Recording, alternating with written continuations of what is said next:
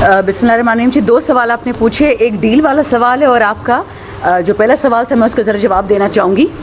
आपने कहा कि हमने 9 मई करके फ़ौज से लड़ाई ले ली है। ये याद रखें, नंबर 1, 9 मई इमरान खान और इमरान खान के किसी वर्कर ने नहीं किया। जो मिला उसको फांसी दें, ये लिखा हुआ ले लें। दूसरी बात, 9 मई अगर इमरान खान ने करना होता वो अपने मुल्क पे अटैक ना करते, वो इंडिया पे करते। उस पर हिम्मत है, वो हमारे दुश्मन है।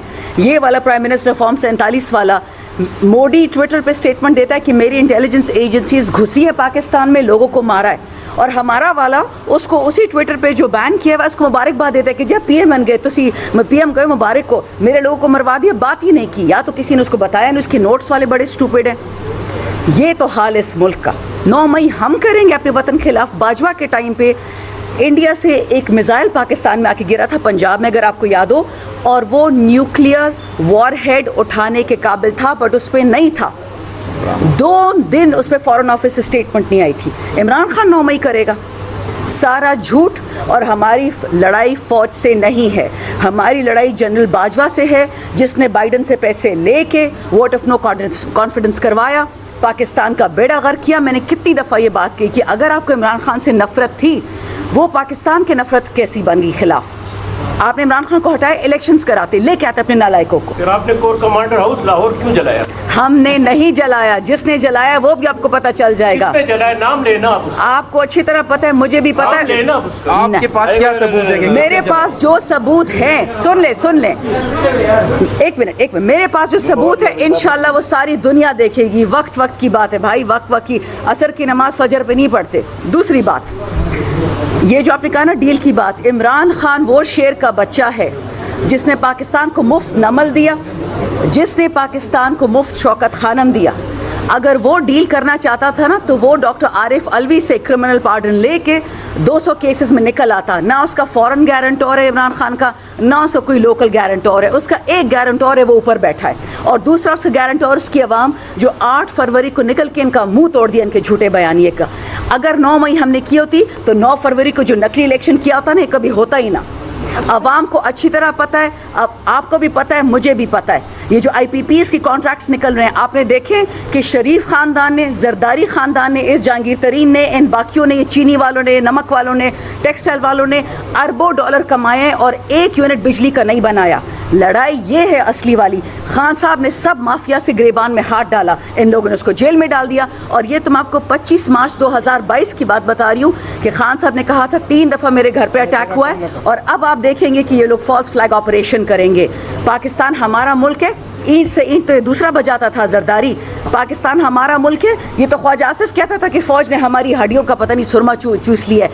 हम तो सिलेक्टेड थे, हम कैसे 9 में कर सकते हैं? याद रखें, ये चूरन जो भी बेचेगा वो झूठा है, और अल्लाह की लानत झूठ बोलने वालों पे।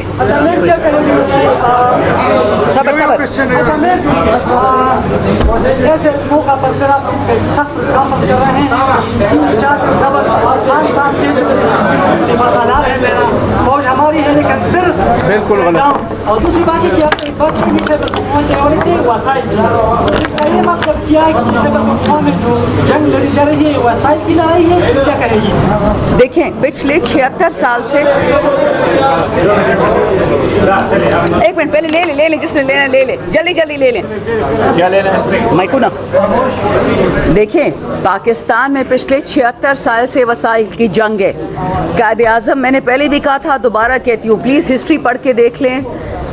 पाकिस्तान का पहला गवर्नर जनरल, कराची में उसके लिए एम्बुलेंस नहीं मिलती है, 4 घंटे सड़क पे तड़पता है, फिर अस्पताल जाके वफात हो जाती है। वो शहीद था। यही लियाकत अली खान, जिसको कहा गया कि RCD सीटों सेंटो तोड़ो ताकि पाकिस्तान में कामयाबी ना आए, उसको शहीद किया गया। फातिमा जिन्ना जो मादरे मिल्लत थी, उसको गद्दार कह के शहीद कर दिया गया। बेनज़ीर भुट्टो को शहीद किया गया, उसके वालिद को शहीद किया गया, ज़ाउल हक को मारा गया। ये याद रखें, ये मुल्क में पहली दफ़ा नहीं हुआ कि एक नेक इंसान को, एक वतन दोस्त इंसान को शहीद करने की कोशिश हो। दूसरी बात, वसाइल की लड़ाई तो आप सबको पता है, ये हमेशा से वसाइल की लड़ाई थी। ये हमें क्यों उन्होंने कॉलोनाइज किया था? क्यों हमारे सर पे बरतानिया की बादशाह बैठे होते थे? ये उनका बाप का मुल्क था क्या? उनको वसाइल चाहिए थे, अभी भी वसाइल चाहिए, तो खुद कुछ नहीं करते। तीसरी बात, जो ऑपरेशन होता है हमारे सूबे में, ये फेडरल अथॉरिटीज़ करवा रही हैं। हम जंग किसी के साथ नहीं चाहते, लेकिन अमन ज़रूर चाहते हैं। तो ये इस पे कोई शक ना हो कि अमन के लिए हम पब्लिक रिप्रेजेंटेटिव्स हैं, हम हर हद तक जाएंगे, बट वतन के लिए अमन, अमेरिका के लिए अमन नहीं।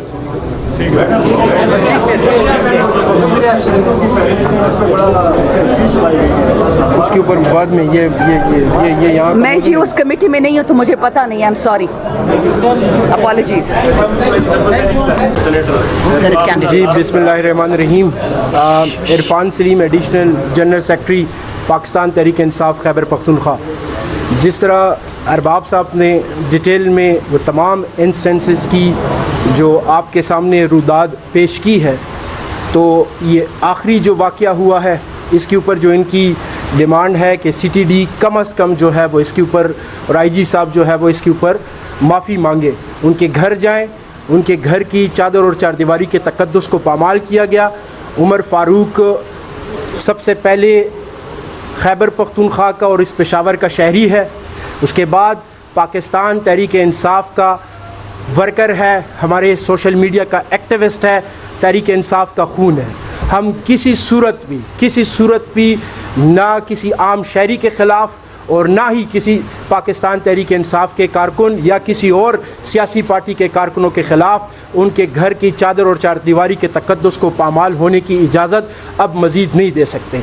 हमारा, जैसे अरबाब साहब ने बताया कि हमें बहुत सारे काम करने हैं, हम चाहते हैं कि इस सूबे की बेहतरी के लिए काम हो, इस ज़िला पेशावर की बेहतरी के लिए काम हो, लेकिन जो पैरेलल हुकूमत यहाँ पर कायम करना चाहते हैं उनको हम बता दें कि अगर आपकी ये हरकत और आपकी ये सकनात, आपकी ये जो इरादे हैं कि तहरीक इंसाफ के कारकुनों को, तहरीक इंसाफ की लीडरशिप को और तहरीक इंसाफ की सूबाई हुकूमत को आप उनके दरमियान में इन जैसे वाक़यात करके मावराए आइन और मावराए कानून इक़दामात करके आप उनके दरमियान में खलीज पैदा करेंगे, तो ये आपकी भूल है।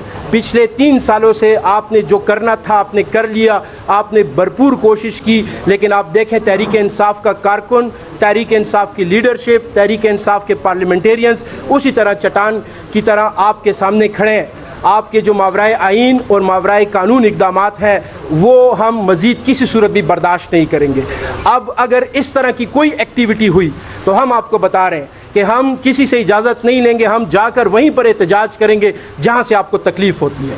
अगर कोई सुप्रीम कोर्ट के सामने बैठकर एहतजाज कर सकता है, अगर कोई जो है वो CM हाउस के सामने बैठ के एहतजाज कर सकता है, कोई सदर हाउस के सामने एहतजाज कर सकता है, तो फिर हम जो जगह हैं वहाँ पर भी हम जाकर एहतजाज करेंगे। मज़ीद पाकिस्तान के शहरियों को, खैबर पख्तूनख्वा के शहरियों को, पेशावर के शहरियों को और खुसूसन तहरीक इंसाफ के कारकुनों को अगर आप इस तरह तंग करेंगे तो ये अब बर्दाश्त से हमारा बाहर हो चुका है। हम किसी सूरत भी अब आपको इस चीज़ की इजाज़त नहीं देंगे। शुक्रिया।